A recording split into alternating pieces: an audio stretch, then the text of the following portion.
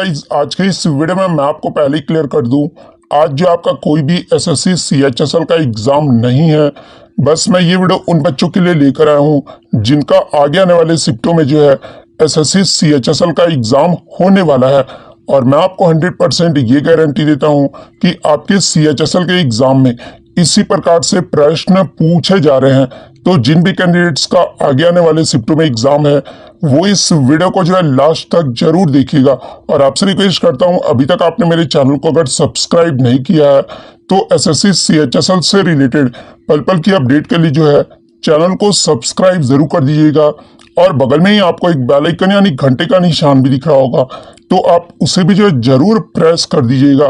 तो चलिए वीडियो को स्टार्ट करते हैं। तो आज का जो आपका पहला क्वेश्चन है कि मणिपुर का राजकीय फूल क्या है। तो देखिए, मणिपुर का जो राजकीय फूल है ना, ये आपका लिलियम मैकलिनिया है। कभी कभी ऑप्शन में लिलियम मैकलिनिया ना देकर जो है इसका सामान्य नाम सिरोई लिली दे दिया जाता है। तो इन दोनों में से जो भी ऑप्शन में दिया रहे वो आपका करेक्ट आंसर होगा। बात कर ले अन्य राज्य के राजकीय फूल के बारे में, जैसे कि मेघालय राज्य का पूछा जाता है कि राजकीय फूल क्या है, तो ये आपका गम्हारी है और ये जो आपका वनस्पति नाम है। मिजोरम राज्य का जो राजकीय फूल है ये आपका रेड वंडा है। नागालैंड का अगर पूछा जाए तो ये आपका रेडोडेंड्रोन है। सिक्किम का अगर पूछा जाए तो ये आपका नोबल आर्किड है। त्रिपुरा राज्य का जो राजकीय फूल है ये आपका नाग केसरी है। तो ये सारे फैक्ट आपको ध्यान में रखना है। नेक्स्ट आपका यहाँ पर है कि नागरिकता के अधिकारों को बना रहना ये जो है किस अनुच्छेद में वर्णित है। तो देखिए, नागरिकता जो है ये आपका भाग 2 में वर्णित है। और अनुच्छेद की अगर मैं बात कर लूँ तो नागरिकता जो है ये आपका अनुच्छेद 5 से लेकर 11 में वर्णित है। लेकिन नागरिकता के अधिकारों का जो वर्णन है ना, ये आपका अनुच्छेद 10 में किया गया है। तो अनुच्छेद 10 आपका करेक्ट आंसर होगा। नेक्स्ट क्वेश्चन आपका यहाँ पर है कि भारत में पोषण माह यानी न्यूट्रिशन मंथ जो है ये कब मनाया जाता है। तो देखिए, भारत में पोषण माह जो है ये सितंबर के महीने में मनाया जाता है। तो सितंबर महीना आपका यहाँ पे करेक्ट आंसर होगा।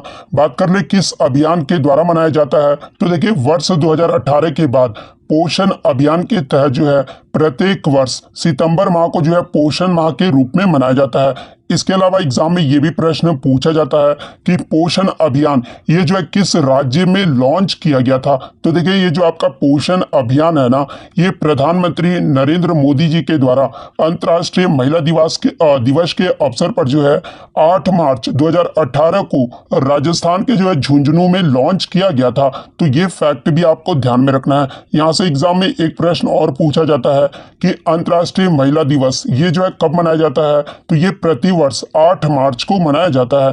तो ये फैक्ट भी आपको ध्यान में रखना है। नेक्स्ट आपका यहाँ पर है कि मांड गायकी ये जो आपका गायन शैली है ना, ये किस राज्य में प्रचलित है। तो देखिए, ये जो आपका मांड गायकी जो गायन शैली है ना, ये आपका राजस्थान राज्य में प्रचलित है। तो राजस्थान आपका यहाँ पे करेक्ट आंसर होगा। एग्जाम में जो है प्रसिद्ध मांड गायकों के नाम पूछे जाते हैं। तो देखिए, प्रसिद्ध मांड गायकों में बीकानेर से जो है अल्लाह जिलाई बाई, जिसे जो है 1982 में पद्मश्री पुरस्कार से सम्मानित किया गया था। उदयपुर की मांगी बाई आर्य और गौरी बाई ये जो है आपका प्रसिद्ध मांड गायकों में शामिल है। तो ये फैक्ट भी आपको ध्यान में रखना है। नेक्स्ट क्वेश्चन आपका यहाँ पर है कि एडिटर्स गिल्ड ऑफ इंडिया इसकी जो स्थापना ये कब हुआ था। तो देखिए, एडिटर्स गिल्ड ऑफ इंडिया की जो स्थापना है ना, ये 1978 में किया गया था। और किस उद्देश्य से किया गया था एडिटर्स गिल्ड ऑफ इंडिया का। तो देखिए, प्रेस की स्वतंत्रता की रक्षा करने और समाचार पत्रों और पत्रिकाओं को जो है संपादकीय नेतृत्व के मानकों को ऊपर उठाने के दोहरे उद्देश्य के साथ जो है ये एडिटर्स गिल्ड ऑफ इंडिया की स्थापना जो है 1978 में किया गया था। तो 1978 आपका करेक्ट आंसर होगा। नेक्स्ट आपका यहाँ पर है कि 1963 में किस राज्य का गठन हुआ था। तो देखिए, आपके एग्जाम में जो है गठन से एक क्वेश्चन जो है जरूर पूछा जाएगा। तो देखिए, 1963 में जो है ये आपका नागालैंड राज्य का गठन हुआ था। नागालैंड राज्य का गठन ये जो है कब हुआ था। तो ये 1 दिसंबर 1963 को हुआ था। और ये जो आपका असम से अलग हुआ था। तो नागालैंड आपका यहाँ पे करेक्ट आंसर होगा। यहाँ से एग्जाम में एक प्रश्न और बनता है कि इनमें से 1987 में जो है किन राज्यों का गठन नहीं हुआ था। तो देखिए, मैं आपको बता दूं कि 1987 में जो है तीन राज्यों का गठन किया गया था। वो तीन राज्य कौन कौन से हैं? तो अरुणाचल प्रदेश, गोवा और मिजोरम। इन तीन राज्यों का जो गठन है ये 1987 में किया गया था। 1972 में जो है तीन राज्यों का गठन हुआ था, मणिपुर, मेघालय और त्रिपुरा। ये तीन राज्यों का जो गठन है ये आपका 1972 में हुआ था। और 2000 में जो है तीन राज्यों का गठन किया गया था। 2000 में कौन से तीन राज्यों का गठन किया गया था?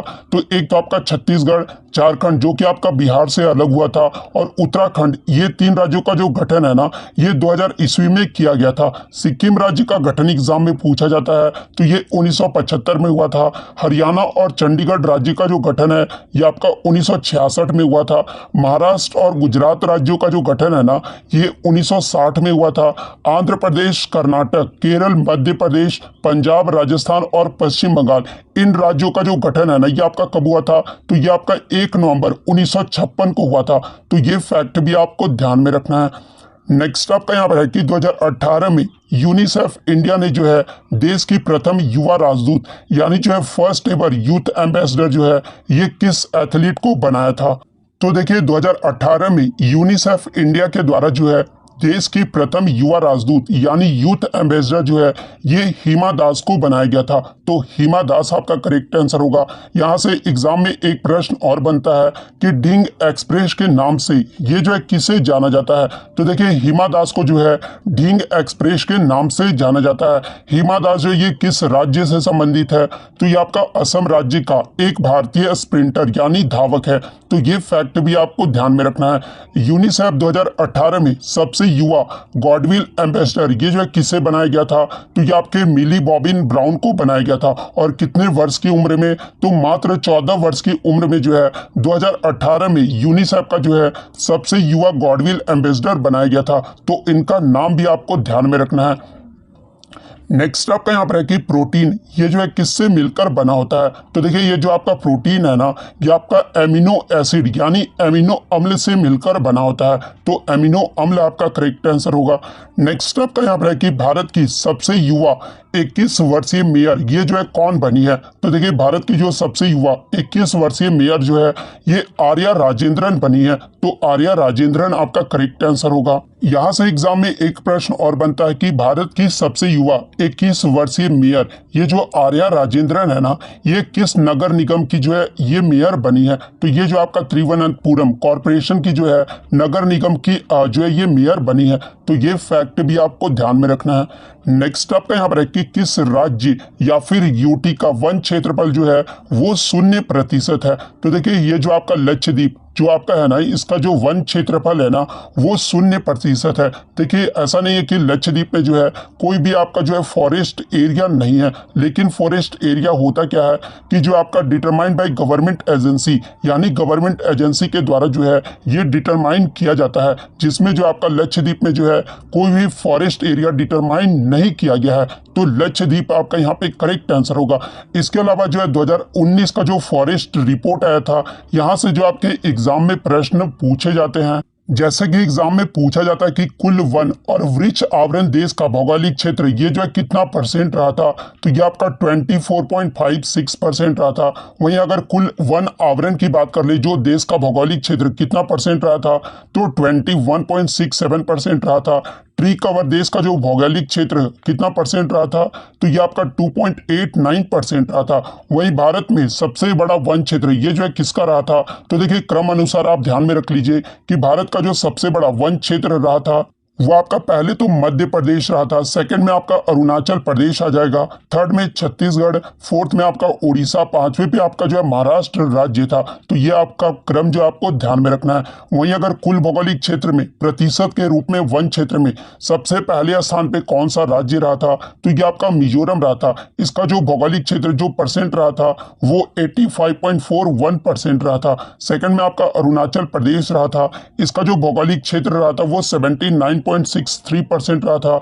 मेघालय आपका थर्ड नंबर पे है, उसके बाद मणिपुर, उसके बाद नागालैंड है। इसके अलावा एग्जाम में ये भी प्रश्न पूछा जाता है कि किस राज्य में जो है वन क्षेत्र की कमी देखा जा रहा है? तो देखिए मणिपुर में सबसे ज्यादा जो है वन क्षेत्र की कमी देखा जा रहा है, उसके बाद अरुणाचल प्रदेश राज्य में, उसके बाद आपका मिजोरम राज्य में जो है वन क्षेत्र में कमी दिखाई दे रहा है। तो ये सारे फैक्ट आपको ध्यान में रखना है। नेक्स्ट आपका यहाँ पर है कि अंतर्राष्ट्रीय बाल शांति पुरस्कार 2020 यानी इंटरनेशनल चिल्ड्रन पीस प्राइज 2020 जो है ये किसे दिया गया था। तो देखिए 2020 का जो अंतर्राष्ट्रीय बाल शांति पुरस्कार है ये बांग्लादेश के सादत रहमान को दिया गया था। तो सादत रहमान आपका करेक्ट आंसर होगा। और ये जो पुरस्कार है सादत रहमान को क्यों दिया गया था, तो ये जो पुरस्कार है ना ये साइबर बुलिंग को रोकने के लिए जो है उनके द्वारा स्थापित सामाजिक संगठन और मोबाइल ऐप साइबर टीन्स को विकसित करने की भागीदारी के लिए जो है उन्हें ये पुरस्कार जो है प्रदान किया गया था। वहीं अगर बात कर ले 2019 में ये जो पुरस्कार है ये किन्हें दिया गया था, तो ये ग्रेटा थुनबर्ग जो कि स्वीडन के रहने वाले हैं और डिविना मैलोम जो कि कैमरून के रहने वाले हैं, तो इन्हें जो है 2019 का ये पुरस्कार दिया गया था। बात कर ले ये जो अंतर्राष्ट्रीय बाल शांति पुरस्कार है ये किस फाउंडेशन के द्वारा दिया जाता है, तो ये जो पुरस्कार है ना ये आपका किड्स राइट फाउंडेशन के द्वारा जो है 2005 से ये जो पुरस्कार है वो दिया जा रहा है। तो ये फैक्ट भी आपको ध्यान में रखना है। नेक्स्ट क्वेश्चन आपका यहाँ पर है कि 1953 को गठित मैसूर राज्य का जो वर्तमान नाम है वो क्या है। तो देखिए मैसूर राज्य का जो गठन है ना ये 1953 में किया गया था और वर्तमान में जो इसका नाम है ये कर्नाटक है। यहाँ से एग्जाम में एक प्रश्न और बनता है कि मैसूर राज्य को नाम बदलकर जो है कर्नाटक कब कर दिया गया था। तो देखिए मैसूर राज्य का नाम बदलकर जो है कर्नाटक 1973 में कर दिया गया था। तो ये फैक्ट भी आपको ध्यान में रखना है। नेक्स्ट आपका यहाँ पर है कि विंडो 10 में कौन सा फंक्शन की जो है वॉल्यूम बढ़ाने का कार्य करता है। तो देखिए ये जो आपका फंक्शन की के साथ आप जब F8 प्लस करोगे ना तो ये जो आपका वॉल्यूम बढ़ाने का जो है कार्य करेगा वो भी किसमें, तो ये आपका विंडो 10 में करेगा। तो फंक्शन की प्लस F8 आपका यहाँ पे करेक्ट आंसर होगा। बात कर ले अगर एग्जाम में पूछा जाए कि वॉल्यूम कम करने के लिए कौन सा फंक्शन की जो है वो कार्य करता है, तो देखिए वॉल्यूम कम करने के लिए आपका फंक्शन की के साथ जो है आप जब F7 की जो है प्रेस करोगे ना तो ये आपका जो है वॉल्यूम कम हो जाएगा। वही अगर म्यूट करने की बात कर ले तो फंक्शन की के साथ आपको F6 जो है वो प्रेस करना होगा।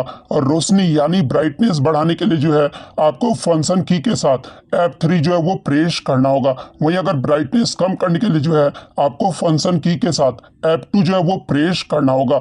स्पेलिंग चेक और ग्रामर चेक के लिए जो है आपको कौन सा की यूज करना होगा, तो आपको जो है फंक्शन की के साथ F7 की जो है वो यूज करना होगा। तो ये फैक्ट भी आपको ध्यान में रखना है। नेक्स्ट आपका यहाँ पर है कि मौसम के पूर्वानुमान के लिए जो है किस प्रकार का कंप्यूटर जो है उपयोग किया जाता है। तो देखिए मौसम के पूर्वानुमान के लिए जो है ये आपका सुपर कंप्यूटर का उपयोग किया जाता है। तो सुपर कंप्यूटर आपका करेक्ट आंसर होगा। नेक्स्ट आपका यहाँ पर है कि किस राज्य की महिलाओं द्वारा जो है अपने सिर को ठंडी हवा से बचाने के लिए रहीदे नामक स्कार्फ जो है वो सिर पर पहना जाता है। तो देखिए हिमाचल प्रदेश की महिलाओं द्वारा जो है अपने सिर को ठंडी हवा से बचाने के लिए जो है ये रहीदे नामक स्कार्फ जो है वो सिर पर पहना जाता है। तो हिमाचल प्रदेश आपका करेक्ट आंसर होगा। नेक्स्ट आपका यहाँ पर है कि CMERI के द्वारा जो है दुनिया का सबसे बड़ा सौर वृक्ष यानी सोलर ट्री जो है ये कहाँ पर स्थापित किया गया है। तो देखिए ये जो आपका CMERI के द्वारा जो सोलर ट्री है ना ये आपका पश्चिम बंगाल के दुर्गापुर में स्थापित किया गया है। तो पश्चिम बंगाल आपका करेक्ट आंसर होगा। नेक्स्ट क्वेश्चन आपका यहाँ पर है कि Indian state with highest road length is यानी सर्वाधिक रोड नेटवर्क जो है ये किस राज्य में है। तो देखिए भारत का सर्वाधिक रोड नेटवर्क जो है ये आपका महाराष्ट्र राज्य में है। नेक्स्ट आपका यहाँ पर है कि निक्षय पोषण योजना ये जो आपका किससे संबंधित है। तो देखिए ये जो आपका निक्षय पोषण योजना जो है ना ये आपका टीबी से संबंधित है। तो टीबी आपका यहाँ पे करेक्ट आंसर होगा। और ये जो योजना है ना ये देश के जो लोग टीबी से ग्रसित है उन्हें केंद्र सरकार द्वारा अपने भोजन खरीदने इलाज के लिए जो है प्रति माह 500 रुपए की धनराशि वित्तीय सहायता के रूप में जो है प्रदान किया जाएगा। तो यहाँ से एग्जाम में एक प्रश्न और बन सकता है कि निक्षय पोषण योजना के तहत जो आपका प्रति माह कितने रुपए की जो धनराशि है वो प्रदान किया जाएगा। तो 500 रुपए की धनराशि जो है वो वित्तीय सहायता के रूप में प्रदान किया जाएगा। तो ये फैक्ट भी आपको ध्यान में रखना है। नेक्स्ट आपका यहाँ पर है कि most catches in cricket as none wicket keeper in slip यानी क्रिकेट में नन विकेट कीपर के अलावा स्लिप में सबसे ज्यादा जो कैच है ये किसके द्वारा लिया गया है। तो ये राहुल द्रविड़ के द्वारा लिया गया है। उसके बाद अगर बात कर ले बीसीसीआई का 88वां जो एजीएमआई मीटिंग हुआ था ना, ये 2020 में कहाँ पर हुआ था? तो देखिए 2020 का जो एजीएम मीटिंग हुआ था, जो कि बीसीसीआई का 88वां मीटिंग था, ये आपका अहमदाबाद में 24 दिसंबर को हुआ था। तो अहमदाबाद आपका करेक्ट आंसर होगा। नेक्स्ट आपका यहाँ पर है कि विद्युत आवेश सबसे पहले जो ये किसने खोजा या फिर प्रयोग किया था? तो देखिए विद्युत आवेश को जो सबसे पहले जो है ये बेंजामिन फ्रैंकलिन के द्वारा खोजा गया था। तो बेंजामिन फ्रैंकलिन आपका करेक्ट आंसर होगा।